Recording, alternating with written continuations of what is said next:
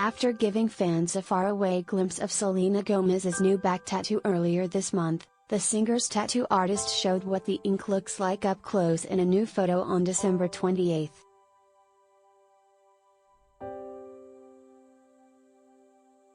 Selena Gomez finally debuted the intricacies of her latest tattoo in a new photo shared by her tattoo artist on December 28.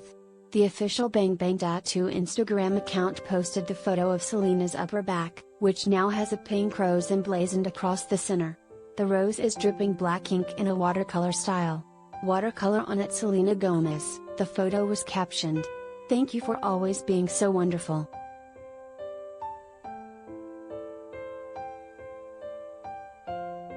Bang Bang first revealed the tattoo in mid-December, but it was in a photo where Selena stood far from the camera. While it was apparent that the singer had gotten some pretty sizable ink on her back, the details of the artwork were kept under wraps until now. Right above the rose is another tattoo, the number 76 written in Roman numerals, 76. The exact meaning of this tattoo is unclear, but it is said to be a tribute to a family member who means a lot to Selena.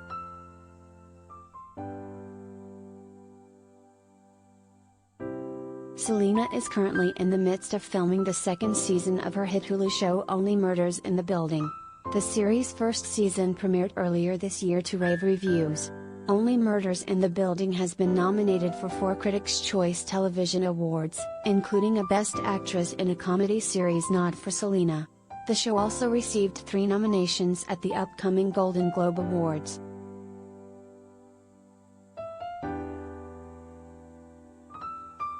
Related gallery.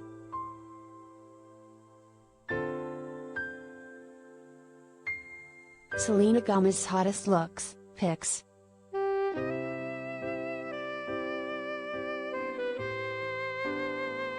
Of course, her fans are also hoping for some new music from the star.